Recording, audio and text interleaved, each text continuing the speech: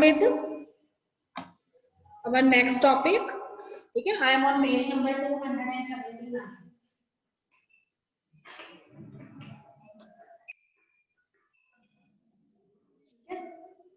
So topic for today is agrochemicals and their effect. ठीक है बेटे, agrochemicals, what are agrochemicals? Those chemicals which are used to increase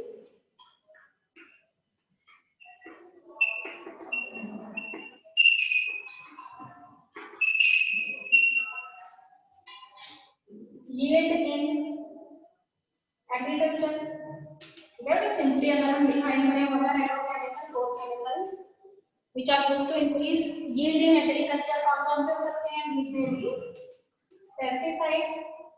ठीक है, pesticides हो सकती हैं, हेर्बिसाइड्स हो सकती हैं, इट मे बी वीडिसाइड्स और फंजीसाइड्स एंड सो ऑन।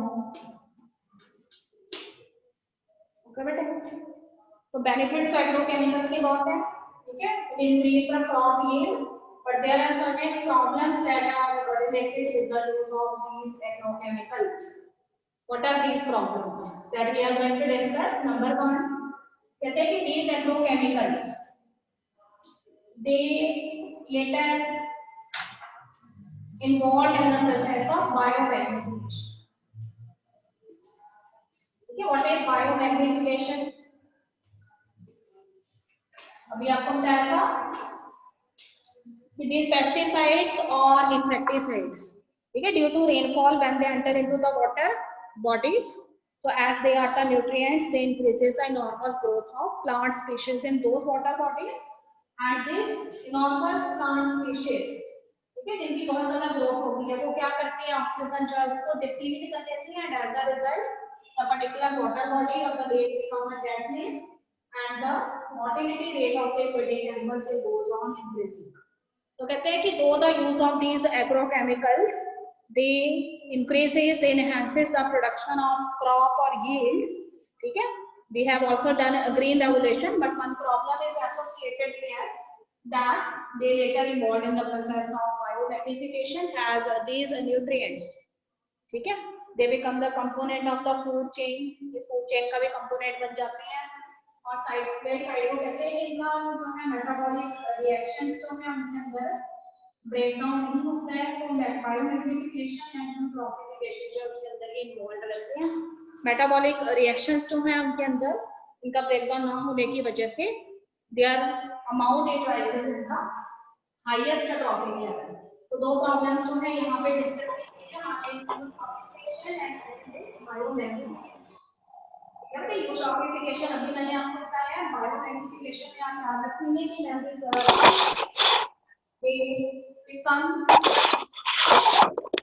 हाँ जी बेटे म्यूट कर लो जो भी आवाज आ रही है, ठीक है, what are the problems that are associated with this, तो उसको देखो वन बाय वन डिस्कस कर रहे हैं। फर्स्ट वो कहते हैं कि these agrochemicals,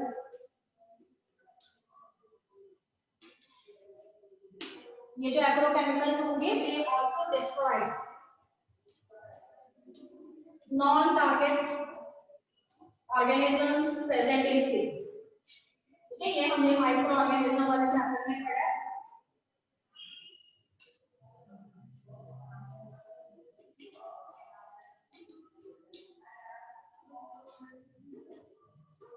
देखो which are beneficial for crop ecosystem, ठीक है, कहते हैं कि किसी भी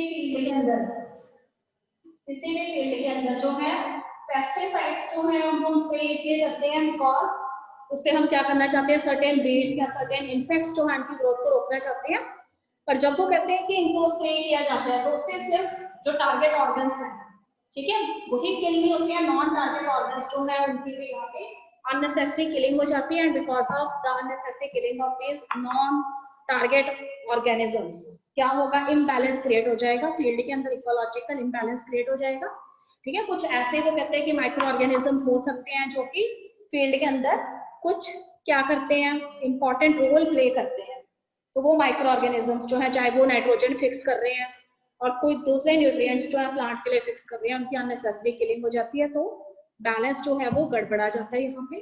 ठीक है बेटा। दूसरा अगर हमने प्रॉब्लम की बात करनी है तो अभी मैंने आपको बताया कि यूट्रोफिकेशन जो है it is a phenomenon that is related with the excessive use of these agrochemicals. तो वो मैंने अभी एक्सप्लेन किया कि due to rainfall they enter into the water bodies and when they enter into the water bodies what happens, enormous growth of plants are there। ठीक है बेटा। Rainfall की वजह से क्या करेंगे, वाटर बॉडीज में एंटर हो जाएंगे, तो उससे प्लांट्स जो है उनकी enormous growth हो जाती है। And because of this enormous growth of plant, what is plants do, these plants they deplete the oxygen। ठीक है बेटा। when they deplete the oxygen then what happen, motility rate of aquatic species increases। ठीक है बेटा। तो motility rate जो है aquatic species के अंदर वो इसमें एनहांस हो जाएगा and these dead bodies can finally get accumulated at the bottom of the river or the lake, and as a result sedimentation occurs at the bottom of the river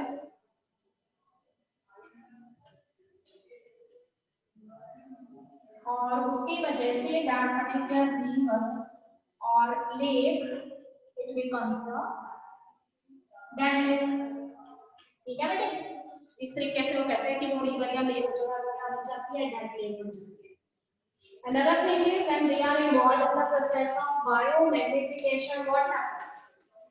जब ये biomagnification में involved हो जाती है तो ये क्या करते हैं, they enters into the food chain। ठीक है। ये फूड चेन के अंदर एंटर हो जाएंगे अलग अलग किसमें, ट्रॉफिक लेवल्स के अंदर। ओके बेटे। तो अलग अलग ट्रॉफिक लेवल्स में एंटर हो गए हैं। प्राइमरी ट्रॉफिक लेवल पे जो ऑर्गेनिज्म प्रेजेंट है, देन सेकेंडरी में एंड देन टर्शरी में, और इस तरीके से it finally enters in the successive trophic levels and their concentration it increases in the highest trophic level। ठीक है। तो फर्स्ट ट्रॉफिक लेवल से सेकंड में चले गए हैं, सेकंड से फिर थर्ड में चले गए हैं, और इस तरीके से जब ये फूड चेन के अंदर एंटर हो गया, चाहे वो एक्वेटिक फूड चेन है या टेरेस्ट्रियल फूड चेन है,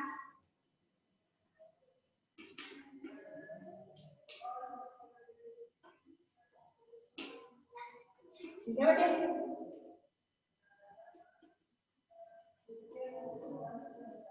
तो अलग अलग ट्रॉफिक लेवल से हम ये पार्ट बन जाते हैं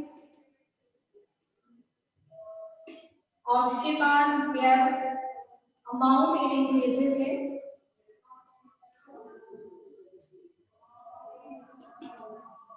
हाईएस्ट ट्रॉफिक लेवल, सबसे जो हाईएस्ट ट्रॉफिक लेवल है इसमें इनका अमाउंट जो है वो बढ़ जाता है। हाउ द अमाउंट इंक्रीजेस, अभी मैंने बताया अमाउंट उसका इसलिए बढ़ जाता है बिकॉज कोई भी ब्रेकडाउन नहीं होता मेटाबॉलिक रिएक्शन। ठीक है। No breakdown in metabolic reactions, so as a result as the concentration it increases it becomes highest in the higher trophic level, so it cause harmful effect in that animal। जैसे मैंने आपको बताया था कि birds के case में क्या होगा, बर्ड्स जो है वो सबसे ऊपर वाले ट्रॉफिक लेवल पे प्रेजेंट है, तो बर्ड्स जो है उनकी जो एग शेल्स है उनकी थिनिंग हो जाती है, और एग सेल्स अगर जो है वो स्ट्रॉन्ग नहीं है तो फिर प्री मैच्योर बर्थ हो जाएगा, और बेबी बर्ड्स जो है उनका प्री मैच्योर बर्थ होने से वो ज्यादा टाइम तक सर्वाइव नहीं कर पाएंगे and their mortality rate it goes on increasing. ठीक है बेटे। तो कहते हैं कि though at one hand these agrochemicals they are enhancing our crop production, but on the other hand there are so many harmful effects that are associated with them. So if problems are asked in examination, then you have to write 3 problems are associated with them. Number 1, they destroy the non-target organisms which are present in the field, and these non-target organisms they are also playing significant role for the benefit of the crops that are present in the field. They are either fixing the nutrients or they make other elements that are present in the soil available to the plant, so that will not happen। Okay, but second, they becomes the components, they are involved in the process of biomagnification, they enter into the food chain, they pass from one trophic level to the next trophic level, and finally their concentration increases at the highest trophic level and it cause harmful effect in that level. Okay, so many harmful symptoms are seen in those organisms. And third, you have to write that the process of eutrophication, it goes on increasing because of entry of these pesticides, insecticides into the water bodies, and as a result enormous growth of plant is there, and they deplete oxygen and mortality rate of aquatic animals increases. And when the dead bodies of these plants or animals in the form of sediments, okay, they gets accumulated at the bottom, the particular river or the lake becomes the dead lake. Okay बेटे, यहाँ तक उसने बताया हुआ है. Then there is one case study that is related with these agrochemicals. So earlier we are making more and more use of these agrochemicals for enhancing our crop production, but nowadays the farmers, they are switched to a very important method of farming, and that is known as organic farming. As the name itself indicate, organic farming जो है वो carbon based products जो है उनके ऊपर based है. ठीक है, तो ऑर्गेनिक फार्मिंग जो हम कहते हैं कि बहुत अच्छा मेथड है, क्योंकि इसमें कुछ भी वेस्ट नहीं बचता. It is a zero waste method. Secondly वो कहते हैं कि it is a cyclic method. ठीक है, ये कैसा मेथड है? एक साइक्लिक मेथड है. और दूसरी बात है कि ये बहुत ज्यादा एक्सपेंसिव नहीं है, तो it is less expensive method. And one very important thing is the product of one process. ठीक है, एक particular process के जो product होते हैं, it acts as nutrients for the other process. यानी the farmer is doing so many things side by side. एक ही समय में farmer जो है वो बहुत सारी चीजें कर रहा है, बहुत सारी जो है कामों में involved है. ठीक है, अब देखो फार्मर जो है पहले सिर्फ क्या करता था? फार्मर जो है उसका मेन मकसद जो है दैट इज एग्रीकल्चर ओनली. उसने सिर्फ खेती करनी है, एग्रीकल्चर करना है. But now in addition to agriculture, farmer जो है he is also doing small type of business और प्रोफेशंस. ठीक है, बी कीपिंग भी कर रहा है साथ में. उसके साथ ही वो क्या कर रहा है? कैटल भी उसने रखे हुए हैं, और कैटल के साथ ही वो क्या कर रहा है? वाटर की हार्वेस्टिंग भी हो. ठीक है, वाटर हार्वेस्टिंग जो है उसमें भी यहाँ पे उसने मेथड्स डेवलप किए हुए हैं. एंड वाटर हार्वेस्टिंग के साथ साथ ही आल्सो डूइंग कंपोजिटिंग. ठीक है, कंपोजिटिंग भी कर रहे हैं. देखो छोटे छोटे से जो वर्क है वो side by side the farmer is doing. So whatever be the products that are there in those processes, they later act as a nutrients और they satisfy the demand of the other process. ठीक है, for example जैसे simply वो कहते हैं what is the demand of agriculture. Agriculture में crops जो है उनके प्रोडक्शन को रेज करने के लिए we always need certain fertilisers और मैन्यूर्स. ठीक है, तो ये फर्टिलाइजर्स और मैन्यूर्स जो है आपकी डिमांड कैसे सेटिस्फाई होगी? तो कहते हैं कि hair from cattle we obtain what? We obtain powder. ठीक है बेटे, and from this powder what we prepare? We can easily prepare compost. ठीक है, पाउडर लिया और जो भी बाकी चीजें हैं, ठीक है, फार्म के अंदर तूड़ी हो सकती है, it may be some dry harvested means, उसको क्या किया है?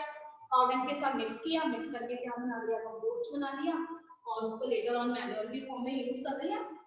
और साइड बाय साइड वो कहते हैं कि जो पाउडर है उसकी स्लरी जो है उसको यूज कर लेते हैं for the production of biogas. तो देखो वैसे उसने क्या करना था? He had to pay something for obtaining electricity और for satisfying the household demands. Now at a very cheap rate अब वो क्या कर रहा है? जो काउडंग गैस की स्लरी तैयार की, उससे उसने क्या किया? तूड़ी उसमें मिक्स कर दी एंड बायोगैस ऑब्टेन कर लिया. Now this biogas is used for domestic purposes. Okay बेटे, उसके साथ ही वो कहते हैं कि वाटर हार्वेस्टिंग भी करता जा रहा है वो साइड बाय साइड. तो वाटर जो है उसको इरिगेशन के लिए जो भी उसने वाटर हार्वेस्टिंग से वाटर उसने स्टोर किया है, that water is later used for satisfying the demand of the crops for irrigation. ठीक है बेटे, बी कीपिंग जो है बहुत ही जो है लेस एक्सपेंसिव मेथड है. तो कोई भी स्मॉल, देखो field is also there with the farmer, so कोई ऐसी न्यू प्लेस उसको फाइंड आउट करने की जरूरत नहीं है. एंड यू नो दैट कोई भी उसने चाहे वेजिटेबल्स लगाई हैं या ऑर्चार्ड्स हैं फ्रूट्स के, तो वहां पे बीज जो है वो उसकी रेयरिंग इजिली पॉसिबल है. ठीक है बेटे, तो उसी फील्ड के अंदर उसने बी कीपिंग कर लेनी है, और बी कीपिंग से ही ऑब्टेन हनी एंड से ही सेल दैट हनी और हनी वैक्स व्हाटएवर. ठीक है, तो there is a very big demand for this honeys in cosmetic products. So side by side वो क्या करेगा, एग्रीकल्चर के लिए जो उसको सीड्स चाहिए, जो अदर थिंग्स रिक्वायर्ड है इस साइड बिजनेस से, उसके लिए उसके पास मनी आ जाता है। तो इस तरह से कहते हैं कि कोई भी चीज जो है वो यहाँ पे वेस्ट नहीं होती है, तो मैक्सिमम यूज होता है उसका रिसोर्सेज। ठीक है, तो जो भी रिसोर्सेज है, कोई भी रिसोर्स यहाँ पे वेस्ट नहीं हो रहा है, एक पर्टिकुलर प्रोसेस का रिसोर्स जो है वो दूसरे प्रोसेस के अंदर यूज हो रहा है। फार्मर जो है उसको साइड बाय साइड मनी आ रहा है और उससे वो अपनी एग्रीकल्चर की डिमांड्स को सेटिस्फाई कर पा रहा है। तो this concept was initiated by one common person in, he is a farmer by profession, ठीक है बेटे, and his name was Ramesh Chandra Dagar. ठीक है, see it is given in your book. Ramesh Chandra Dagar जो थे उन्होंने सोनीपत के रहने वाले थे and he has used this concept of organic farming. ठीक है, earlier he start the concept alone and उसके बाद उन्हें काफी ज्यादा इसमें बेनिफिट मिला and he also educate other farmers and later so many farmers. ठीक है, उन्होंने क्या किया, रमेश चंद्र जो है उन्होंने जो भी उनको गाइडलाइंस दी थी उसके अकॉर्डिंग उनको फॉलो किया एंड इस टाइम पर वो कहते हैं कि उन्होंने ये क्या बनाया है, हरियाणा किसान वेलफेयर एसोसिएशन जो है, क्लब जो है उन्होंने तैयार कर दिया है। और now how many farmers are there in this club, 5000 farmers are there and they are also following the concept of this organic farming as Ramesh Chandra has did earlier. ठीक है बेटे, तो कहते हैं कि कैटल रखी हुई है तो dairy farming is also there. ठीक है, डेयरी फार्म मैनेज कर रहा है, एग्स जो है उसको भी साइड बाय साइड उसको मिल रहे हैं, मिल्क मिल रहा है, मार्केट में सेल कर रहा है and so there is no shortage of money for the farmer. ठीक है, if you want to get some seeds from the market, so the demand of money is satisfied by this beekeeping or dairy farming. Okay, और compost की वजह से वो कहते हैं कि there is no need of fertilizers, so farmer can avoid the use of fertilizers and instead of that manures are used. So whatever vegetables crops they are growing in his field, that is not affected by any kind of chemicals. ठीक है, they are present in their purified form because manures are used instead of fertilisers. ठीक है बेटे, तो इस तरह से कहते हैं कि कोई भी जो है कॉमन पर्सन जो है वो इस तरह की एक प्रोसेस जो है उसको अगर वो जानता है तो दूसरे लोगों को एजुकेट करके उनकी भी हेल्प कर सकता है। ठीक बेटे, तो जब भी हमें ऑर्गेनिक फार्मिंग पे करना है तो हमें ये केस स्टडी वेस्ट वाली आ जाएगी, तो इसको हमने इस तरीके से लिखना है कि मैंने एक टाइम पे कौन कौन से मेथड्स जो हम एग्रीकल्चर के साथ साथ यूज किया था। उसके बाद इसे there is one short topic and that is related with the management of the radioactive waste. ठीक है बेटे, radioactive waste is such kind of waste that is associated with what? Nuclear power plants. Nowadays, what the scientists think that we can obtain electricity from the nuclear power stations. ठीक है, nuclear power station की help से हम electricity की जो demand है उसको easily satisfy कर सकते हैं। So, though it is very a good concept that we can satisfy the demand of electricity, but one thing is there. These radioactive waste they emit the electromagnetic radiation. ठीक है, मैं इससे क्या निकलती है, इलेक्ट्रोमैग्नेटिक रेडिएशन निकलती है। आपने पढ़ा हुआ है केमिस्ट्री में, कौन सी हो सकती है these electromagnetic radiations? These may be the alpha rays, okay बेटे, these may be the beta rays or the gamma rays. So these electromagnetic radiation they cause very harmful effects on your body. ठीक है, if you come in slow exposure with this, अगर आप धीरे धीरे इनके contact में आते हैं तो कहते हैं कि these radiations they can easily enter into your body and you know that inside your body, ठीक है, within the cell what is present, within the cell DNA is present, proteins are present। ठीक है, आपकी जो body है उसके अंदर sales में क्या प्रेजेंट है, डीएनए प्रेजेंट है और प्रोटीन प्रेजेंट है and these electromagnetic radiation they can easily cause mutation in these DNA and proteins and as a result so many genes they gets deleted and so many genetic diseases they occurs in your body। ठीक है बेटे, ये तो तब वह कहता है कि अगर आप स्लोली इसके कांटेक्ट में आते रहते हैं, और अगर वो कहता है कि ये रेडिएशंस जो हैं कई बार वो कहता है कि आपने न्यूक्लियर पावर प्लांट्स जो हैं उसकी सेफ गार्डिंग अच्छे से नहीं की है, उसकी वजह से न्यूक्लियर पावर प्लांट्स जो हैं उनमें कहता है कि लीकेज हो जाता है इस रेडियोएक्टिव वेस्ट का, ठीक है। If you have not properly maintained this nuclear power plants or lack of safeguarding the nuclear power plant, what happens, leakage is there। तो लीकेज होने की वजह से, ठीक है, बहुत सारे जो लोग हैं, बहुत सारे जो पीपल हैं, they are coming in contact with these radiations, they are working in those power plants, तो उसकी वजह से मास डेथ जो है वो हो सकती है। So many people they are killed on the spot at the moment because of these leakage, ठीक है। One such incident happens in India few years before and that is the Bhopal gas tragedy, ठीक है बेटे। अगर आपके time पे नहीं हुआ तब भी आपने न्यूज़पेपर में अभी भी आ जाता है, भोपाल गैस ट्रेजेडी एक बहुत ही मेजर इंसिडेंट था भोपाल सिटी के अंदर हुआ था इंडिया में, और वहां पे एक गैस जो है उसका लीकेज हो गया था and that gas is isocyanate, and so many people that are working in that nuclear power plant, they killed on the spot. The owner of this plant is a foreigner and he ran away after this incident. So the case is there in the Supreme Court, but अभी तक police जो है वो उसको capture नहीं कर पाई है, ठीक है बेटे। तो काफी सारे जो लोग थे, पुअर लोग थे, उनकी डेथ हो गई थी। तो ऐसे ही कुछ इंसिडेंट्स जो हैं वो रेडियोएक्टिव वेस्ट के लीकेज के जो है वर्ल्ड में भी हुए हैं। See it is given in your book the 3 mile island incidents and the Chornobyl incidents, ठीक है। दोनों के अंदर रेडियोएक्टिव लीकेज हो गया था वेस्ट का।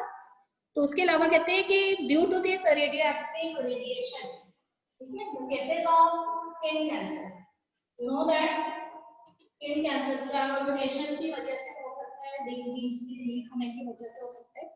तो स्किन कैंसर के केसेस जो हैं वो बहुत ज्यादा जो हैं वो बढ़ रहे हैं। फिर आपको पता था कि higher doses of these radiations may be lethal, पर स्मॉलर डोजेस जो हैं it also causes certain disorders, ठीक है। One of such a disorder is so many people that are working in these, they are suffering from different kind of cancers, अलग-अलग तरह के cancer जो हैं वो होने लग जाते हैं, ओके बेटे। अब वो कहते हैं कि though it satisfy the demand of electricity but still the radioactive waste it also act as a pollutant. तो how can you manage this nuclear waste? अब ऐसा नहीं है कि you can easily dump it on some open area because it always emit electromagnetic radiations. तो हमेशा जब तक उसमें से इलेक्ट्रोमैग्नेटिक रेडिएशंस निकलती रहती हैं तो रेजिडेंशियल प्लेसेस के लिए वो हमेशा हार्मफुल है। तो कहते हैं कि there is one method that you can use for the disposal of this radioactive waste. तो उसके लिए हम क्या करते हैं, यूज वन कंटेनर। हम एक कंटेनर लेते हैं और this container is a shielded type of container, उसमें काफी सारे पोर्स बनाए हुए हैं और जो भी हमारा रेडियोएक्टिव वेस्ट है, ठीक है, उसको उस कंटेनर में डाल देते हैं, शील्डेड कंटेनर में। और उसके बाद देखिए यहाँ पे कितनी ज्यादा उसको डीप आपने जो है उस कंटेनर को रखना है। तो कहते हैं कि ऐसी जगह पे उसको रखना है when that place where the rocks are present, rocks are surrounding that container, जहाँ पे रॉक्स जो है आसपास प्रेजेंट है उसके बीच में आपने उस कंटेनर को दे देना है, शील्डेड कंटेनर को। और 500 मीटर डीप जो है आपकी सरफेस में उसको आपने डालना है। उससे क्या होगा, when the this radioactive waste it emit radiations, so these radiations they strike with the rocks that are surrounding that container, and in this way the effect of these radiations it becomes nullified, so it is a safe method for the disposal of these nuclear waste, ठीक है बेटे। तो कहते हैं कि incidences of leakage of nuclear waste it generally happens in different parts of the world. So though it satisfies the demand of electricity or some other energy related demands, but still it acts as a pollutant, and so many people they are killed in the incidences that happens due to the leakage of this radioactive waste, ठीक है बेटे। उसके बाद देखिए there is one common topic that you are already learning from so many classes, greenhouse effect and global warming. You have also studied the topic in class 11th too, ठीक है। तो उसमें वो कहते हैं कि what is a greenhouse effect, ठीक है। ग्रीन हाउस इफेक्ट जो है वो होता क्या है, तो उससे पहले देखिए there is a small thing that we have discussed, that you are well familiar about the glass houses, ठीक है। तो कहते हैं कि कई बार हम अपने घरों में गार्डनिंग करते हैं तो हमने कुछ गार्डन्स जो है ऊपर ग्लास हाउसेस बनाए हुए होते हैं, और उन ग्लास हाउसेस के क्या एडवांटेज है, the advantage of these glass houses is this, the radiations that are coming from the sunlight that enters into these glass houses and later on they remains inside the glass, ठीक है, they are not allowed to leave from that। और ये जो solar radiations है तो temperature जो है उसकी रेंज क्या हो जाएगी, बढ़ जाएगी ग्लास हाउस में, ठीक है, because of the effect of this incoming radiation, because they are not allowed to leave out from that glass house, as a result the temperature of the glass house is increase. और उसी के साथ साथ वो कहते हैं कि temperature बढ़ता है तो फोटोसिंथेसिस का रेट भी बढ़ता है, ये आप पढ़े हुए हैं फोटोसिंथेसिस में, तो उसकी वजह से प्लांट्स की ग्रोथ अच्छी होती है। ठीक है बेटे, तो same type of thing is happening in the atmosphere और your earth surface also. So this greenhouse effect, it is very much beneficial from the warming of the earth surface. ठीक है, तो कहते हैं कि ग्रीन हाउस इफेक्ट जो है वो ऐसे नहीं है कि अगर हम सिर्फ उसके डिसएडवांटेजेस देखते हैं तो हमें लगता है कि ग्रीन हाउस इफेक्ट की वजह से ग्लोबल टेम्परेचर जो है क्या हो रहा है, राइज हो रहा है और इसलिए हमारे लिए हार्मफुल है, but it is not a harmful thing.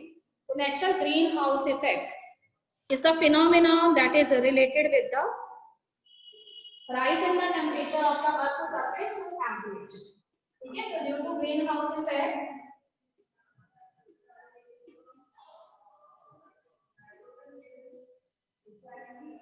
ठीक है, rise of earth temperature up to average, कहते हैं कि अगर ग्रीन हाउस इफेक्ट जो है वो नेचुरल कंडीशन में पहले ना होता तो अर्थ का टेम्परेचर जो एवरेज टेम्परेचर है अर्थ का वो कभी भी मेंटेन नहीं होना था, टेम्परेचर जो है अर्थ का बहुत ही कम हो जाना था। ठीक है, तो ग्रीन हाउस इफेक्ट की वजह से अर्थ का टेम्परेचर जो है वो लगभग 18 डिग्री सेल्सियस तक रहता है। If this greenhouse effect is absent then the earth temperature is a chilled kind of temperature and that temperature is -18 degree Celsius. अभी 15 या 18 के आसपास रहता है, अदरवाइज जो है माइनस में चले जाना था। And the surface of the earth is not suitable for the living organisms to stay there. So what happen in this greenhouse effect? Okay, there are so many radiations that are present in the spectrum of sunlight, and one of such radiations are the infrared radiations. ठीक है, एक तरह की जो radiation है, वैसे तो कई तरह की रेडिएशन है, one of such radiations are the infrared radiations and these infrared radiations they enter through the atmosphere and reaches the surface of the earth, and these infrared radiations they heat the surface of the earth। ये क्या करती है, अर्थ की surface जो है उसको heat करती है। and you know that at the atmosphere cloud and different type of gases are present। तो जितनी इंफ्रारेड रेडिएशंस आती है ना उसमें से वो कहते हैं कि कुछ परसेंट जो है, ठीक है 4% के आसपास जो है क्लाउड्स या गैसेस जो एटमॉस्फेयर में प्रेजेंट है वो क्या कर देते हैं, इसको वापस भेज देते हैं, एब्जॉर्ब। ठीक है, और कुछ इंफ्रारेड रेडिएशंस जो अर्थ की सरफेस पे पहुंच जाती हैं वो क्या करती हैं, they warm the surface of the earth. अब वो कहते हैं कि how this infrared radiations they are not allowed to leave the surface of the earth. एक बार जब ये अर्थ की सरफेस पे आ गई हैं तो ये वापस क्यों नहीं लौट पाती? तो there is a reason behind that in the atmosphere greenhouse gases are present. ठीक है, तो दो मेन ग्रीन हाउस गैसेस हैं, दैट इज कार्बन डाइऑक्साइड और उसी के साथ में मदद हो जाती है मीथेन। ठीक है, इसके अलावा water vapours are also suspended in the atmosphere.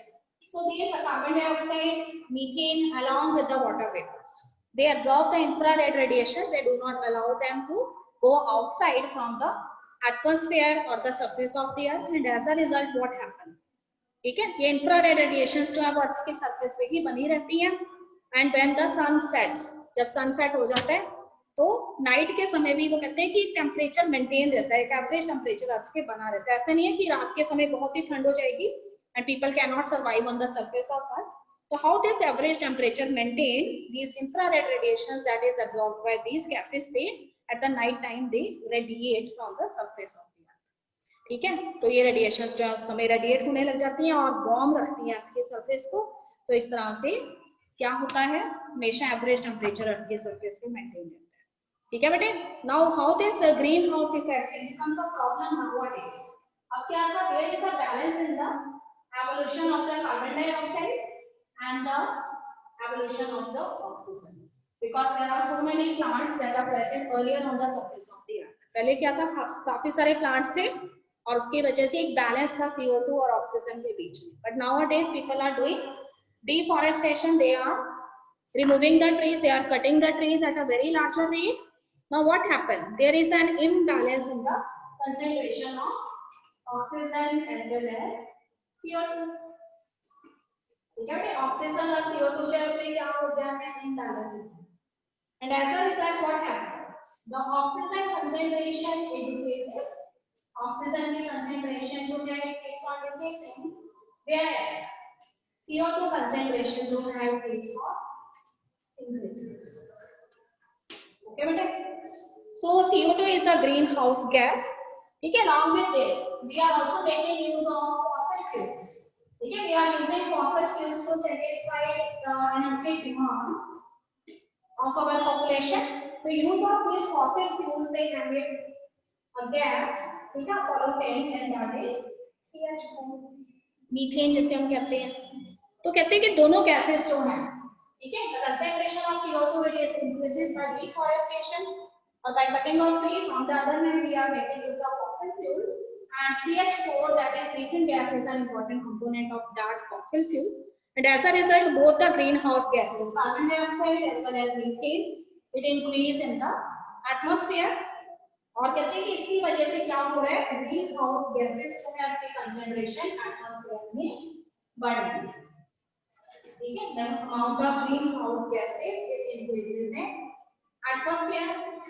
So as a result, these greenhouse gases they absorb more and more what infrared radiations, and they do not allow these infrared radiations to leave through the atmosphere, because in atmosphere their concentration is more. तो उसकी वजह से global temperature क्या कर रहा है, increase हो रहा है. ठीक है बेटे, तो अब वो कहते हैं कि ग्लोबल टेम्परेचर जो है इसके इंक्रीज होने का जो रेट है, एवरेज टेम्परेचर जो है इसके इंक्रीज होने का रेट जो है वो 1 डिग्री सेल्सियस. ठीक है, पहले 0.6 डिग्री सेल्सियस था, बढ़ के 1 डिग्री सेल्सियस तक हो गया. तो हर रोज अगर 1 डिग्री सेल्सियस टेम्परेचर इंक्रीज होता जाएगा तो आप सोच सकते हैं कि इतना ज्यादा अगर इंक्रीज हो रहा है तो ईयर्स के अंदर वो इंक्रीज कितना हो जाएगा. और as a result what happen, there are so many glaciers, there are so many polar ice caps present in your earth, and all of these glaciers and polar ice caps they keeps on melt हो जाएंगे. और उसकी वजह से क्या होगा, level of water in the sea or oceans it also increases. ठीक है, सी में उतनी जगह नहीं है जितना वाटर उसके अंदर आ जाएगा. तो because of that the people who are living at the coastal areas they finally get drawn by this sea water. ठीक है बेटे, तो इस तरह से वो कहता है कि फ्लड आ जाएंगे, मेल्टिंग हो रही है ग्लेशियर्स की. देखिए एक और चीज है, the CO2 is very much in demand for the plants who are doing photosynthesis. ठीक है, you have also studied the factors involved in photosynthesis last year, and you know that photosynthesis में CO2 का एक important role है. And when the rate of CO2 it goes on increasing, the rate of photosynthesis it also increases. ठीक है बेटे, अब वो कहते हैं कि फोटोसिंथेसिस का रेट भी बढ़ेगा. तो फोटोसिंथेसिस का रेट बढ़ने की वजह से ज्यादा प्लांट्स की ग्रोथ होने लग जानी है in those areas where there is warmer climatic conditions and having adequate rainfall. ठीक, अब इतने ज्यादा प्लांट्स जो हैं उनका भी एकदम से बढ़ जाएंगे. And secondly the land which is a fertile land because of flood. ठीक है, the top layer of the land it flows and this fertile land it later becomes the barren land. fertile land जो है वो barren land बन जाएगी, तो agriculture नहीं हो पाएगा and people are suffering from so many problems later. Okay बेटे, one very important thing that I want to discuss here. देखो एवरेज टेम्परेचर जो है इसमें 1 डिग्री से वो कहते हैं कि इंक्रीज हो रही है. तो उसकी वजह से काफी सारे जो ग्लेशियर्स हैं, ठीक है, काफी सारे पोलर आइस कैप्स हैं वो मेल्ट हो चुके हैं and they are the habitat for so many people. ठीक है, कुछ लोग जो हैं, मान लो ग्रीनलैंड की आप बात करते हैं, वहां पे भी ग्लेशियर्स प्रेजेंट है, कुछ लोग भी रह रहे हैं, aquatic animals are also there. ठीक है, सम एनिमल्स जो कोल्ड क्लाइमेटिक कंडीशंस के अकॉर्डिंग अडेप्टेड है, उनके हैबिटेट्स जो उनसे छिनने वाले हैं उस वजह से. तो उनका क्या होगा, धीरे धीरे एनिमल्स जो हैं वो अपने हैबिटेट्स जो हैं अगर उनसे चले जाते हैं तो उनकी भी डेथ होना शुरू हो जाएगी. There is one another concept he is discuss here, that is El Niño effect. ठीक है, एल नीनो इफेक्ट क्या होता है, ऑड क्लाइमेटिक कंडीशन. तो देखो आजकल आपको बड़े आसानी से you can easily observe when there are month of rainfall the rainfall is not occurring but they are shifted to the months of winter. winter के अंदर आपको रेनफॉल होते नजर आ जाती है, जबकि रेनफॉल के जो मंथ है वो खाली चले जाते हैं. ठीक है बेटे, इसे एल नीनो इफेक्ट कहते हैं. There is shifting of the seasons to some other month. तो इस तरह से एल नीनो इफेक्ट जो है वो आपको नजर आता है. फिर कहते हैं कि how can you prevent this global warming और you can reduce this global warming. तो देखो there is a one simple solution. that if you are cutting the trees at an enormous rate, then it is your prime duty that you have to grow more and more trees. ठीक है बेटे, तो पहला हमारा जो point है कि how can you prevent this greenhouse effect, number 1 bye planting more and more trees, और you can say अगर हमने डिफॉरेस्टेशन किया है तो अब हमको क्या करना पड़ेगा, रिफॉरेस्टेशन करना पड़ना है, ज्यादा से ज्यादा ट्रीज लगाइए, फॉरेस्ट लगाइए, ठीक है। Secondly definitely you have to minimise the use of fossil fuels, या तो फॉसिल फ्यूल्स का यूज को मिनिमाइज करते